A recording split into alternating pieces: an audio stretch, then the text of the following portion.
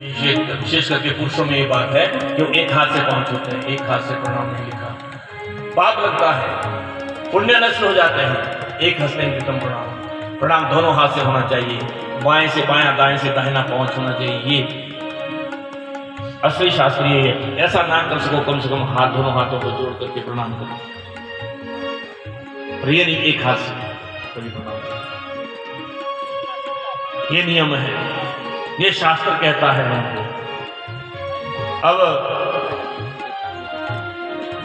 एक दिन क्या हुआ, विशिष्ट आदि सब ऋषि आ गए मृकंडू के आश्रम में, तो प्रणाम का उसने प्रणाम किया, चिरंजीवी भव, दीर्घायु भव, सबने आशीर्वाद दिया। अब जैसे विशिष्ट ने देखा, भाल लिखा, अरे इसके तो 3 दिन ही शेष रहते हैं, वो 6 महीने पूरे होने वाले थे ना। एक क्या हो गया, ये तो विधाता के लिए को बटा लग गया। अब ऋषियों का आशीर्वाद फेल हुआ, ये भी बुरी बात है, और विधाता का लेख भी नहीं मिटना चाहिए। और तुरंत उस बच्चे को लेकर के वन के व्यक्ति ब्रह्मलोक में चले गए। और ब्रह्मलोक में जैसे ही सबने सब ऋषि ने अपने पिता को प्रणाम किया, तो मृकंडू का के बेटे का तो नियमित उसने प्रणाम किया, और कल्पांत जीवी भव, ऐसा ब्रह्मा जी ने प्रदान किया। अब ऋषि जी कहने लगे, पिताजी क्या आपका ये वरदान फलीभूत होगा, या जो आपका लेख है विधाता ने जो लिख दिया वाला लाट में, वो सही होगा?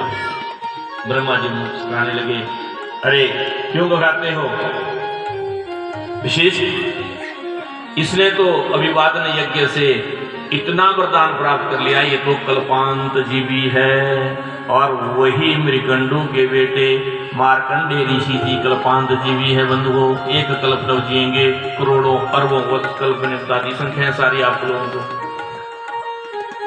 अभिवादन यज्ञ, बोलो मार्कंडे ऋषि महाराज की। और मार्कंडे तीर्थ हमारे ही यहाँ पड़ोस में है, बिलासपुर में। मैं बार बार कहता हूँ इस बातों को, मांडव्य, मार्कंडे ऋषि, पराशर ऋषि, मनु महाराज मनाली जिनके नाम से है, सारे जितने भी ये दिव्य विभूतियाँ हुई हैं, जिन्होंने संसार में रहने के नियम बनाए हैं, मनुस्मृतियाँ जैसी बनाई हैं, वो सब इस देवभूमि में ये तप स्थली रही हैं। इनके तप के कारण ही और हमारे अनेक जन्मों के पुण्य के उदय होने के कारण ही हमें ऐसे सत्संग का मौका मिल रहा है। इसका फायदा उठाओ बंधुओं, जिस बात को सभा में जानो उसको मानो। तो मार्कंडेय ऋषि आज भी जब व्यय के पास शब्द चिरंजीवियों की बात की जाती है, अश्वत्थामा बलि व्यास हनुमान जब विष्णु कृपा परशुराम च जीविनम शब्द एतान स्मरेत् नित्यम मार्कंडेयम अधस्तमम जीवेत वर्ष शतम अपमृत्यु विवर्जित सांग्रम अपमृत्यु विवर्जित। मार्कंडेय ऋषि को दूध चढ़ाया जाता है, हे ऋषि चिरंजीवी यथा त्वं मुनीशार्दूल तथा मम पुत्रम कुरु चिरंजीवी। हे मुनीशार्दूल, जिस तरह से आप चिरंजीवी है, मेरे बेटे के भी सारे अपमृत्यु संग्राम आदि जो बुराइयां जीवन में जो है वो खत्म हो जाएं, ये दूध जो है इसलिए पान कराया जा रहा है। ये जन्मदिन की आवश्यक क्रिया है।